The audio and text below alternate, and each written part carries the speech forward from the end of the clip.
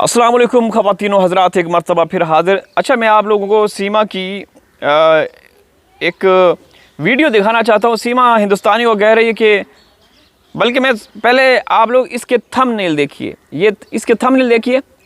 हर thumbnail के ऊपर मासूम बच्चों का, ये देखें, ये देख रहे हैं, ये यहाँ पे कुछ बना रही है और यहाँ पे फरहान खान है।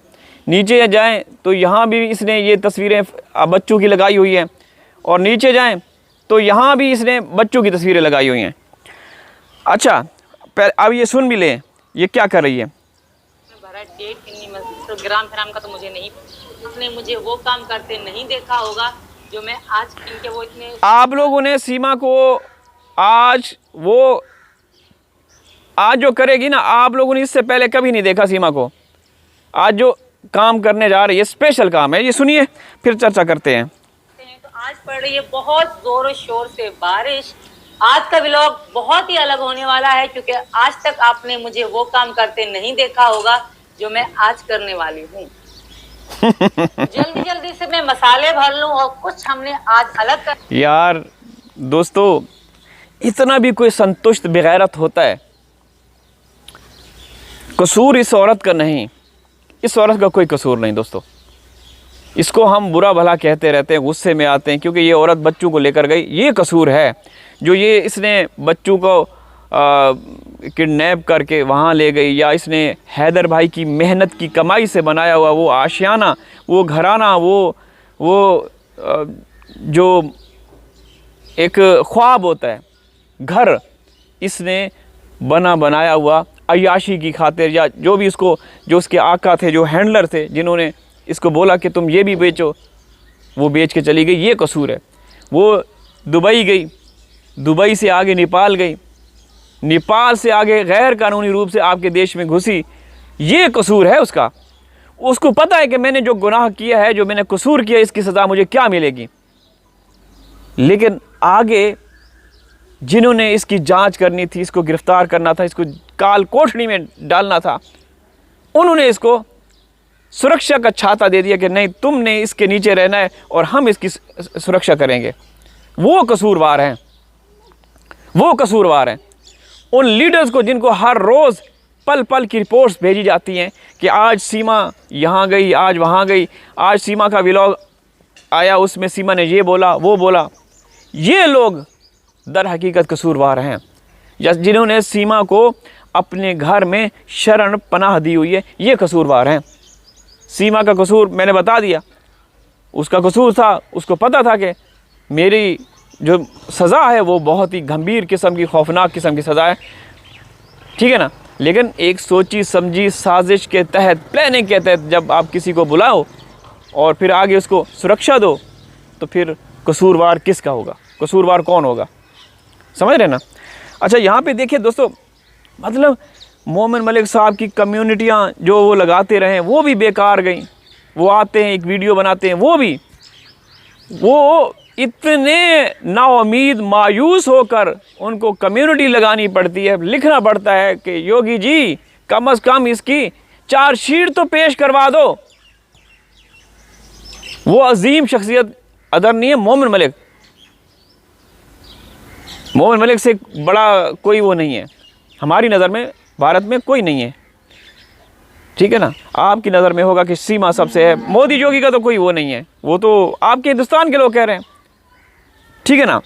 तो उनको बेबसी और मायूसी, परेशानी, टेंशन में बार बार ये बोलना पड़ता है। उनको फ़िक्र है, वो देश से प्यार करने वाले हैं। वो जिस तरीके से AP सिंह है, दगड़, समझ गए ना, या जिन्होंने सीमा को रखा हुआ है वो दगड़ प्रो मैक्स दगड़ हैं, समझ गए ना, जिन्होंने भी सीमा को रखा हुआ है। तो ऐसे बेहिस बेगैरतों को शर्म से डूब मरना चाहिए, यकीन करें। मैंने आज तक ऐसे बेशर्म लोग नहीं देखे दोस्तों, ऐसे नहीं देखे जिनको अपने देश से कोई प्यार, प्रेम, फ़िक्र नहीं। ऐसा कहाँ होता है, किस देश में होता है? ये औरत आ रही है, हर रोज़ व्लॉग्स, हाँ, कितने चैनल, 7-8 चैनल इसके बने हुए हैं। सीमा सचिन 1020, सीमा सचिन 420, सीमा मीना ठाकुर, मीना पता नहीं कौन कौन से ठाकुर ठकरायन, कितने चैनल हैं। और मज़े की बात है कि 2 साल पहले एक आपकी अदालत ने सीमा के ख़िलाफ़ ये फैसला सुनाया था कि कोई भी प्लेटफॉर्म हो, सीमा को परमिशन नहीं है, वो इलीगल भगोड़ी है, अंतर्राष्ट्रीय भगोड़ी है, हमारे आपके देश में घुसी है, लेकिन सब ने उसको छोड़ा हुआ है। उसकी सब वो देख रहे हैं, मज़े कर रहे हैं। ऐसा कहाँ होता है, किस देश में होता है दोस्तों? जी हाँ, होता है, भारत में होता है ऐसा कुछ। ठीक है ना। ये देखें, ये इनको इनकी शक्लें इनकी देखें, बताना ये देखें। स्टार्ट करते हैं, बगैर देरी करे हमारे पकौड़ी का प्रोसेस। तो मीना जी, पता है मीना जी भी ऐसे आराम से बैठे नहीं है। मीना ये जी मेरे साथ देखें, बच्चों को लेकर आ रहे हैं, काम करवा रहे हैं मेरे साथ। तो यहाँ लाना पास हैंडलर जो आका हैं वो ये कहते हैं कि नहीं, जब भी आप आओ वीडियो बनाओ, उसमें बच्चों को ज़रूर लाना, उसी से तो कमाई होती है, उसी से। दोस्तों देखें, मोमिन मलिक साहब ने एक स्पेशल लाइव की थी, मुझे अच्छी तरह याद है, जब डिस्ट्रिक्ट मजिस्ट्रेट है मेरे ख्याल में, उन्होंने कहा था कि यूपी में एक लॉ पास हुआ है, उसके तहत कोई भी नाबालिग बच्चे, किसी भी नाबालिग बच्चे का धर्म परिवर्तन नहीं हो सकता। ये यूपी का लॉ है, ठीक है ना। तो क्या हुआ? कुछ हुआ? कुछ हुआ? अरे कितने फैसले आए सीमा के अगेंस्ट, किसी पे अमल दरामद हुआ? उसके ऊपर कोई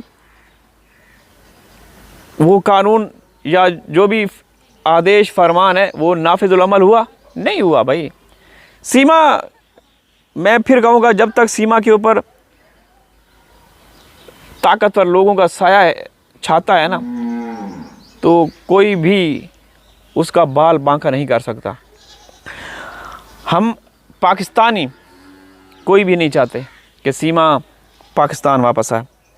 हम तो उसको वहाँ पे गलना, सड़ना और मरना देखना चाहते हैं कि वो किस तरीके से की वहाँ पे लाइफ गुजारती है जब बच्चे वापस आ जाएंगे।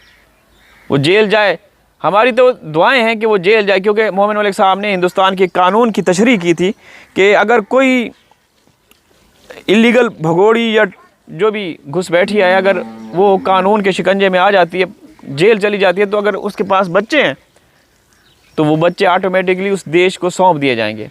हम तो इस सेंस में ये कहते हैं, वरना तो आपको दिखाते रहते हैं।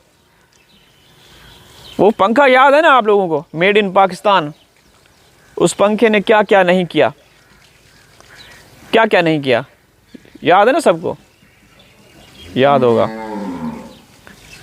अभी भी उसके ऊपर तहकीकात, जांच चल रही हैं।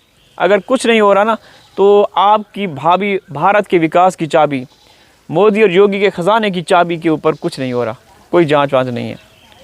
सब ऐसे वो आंखों में धूल झोंका जा रहा है। ठीक है ना दोस्तों, अल्लाह हाफिज़।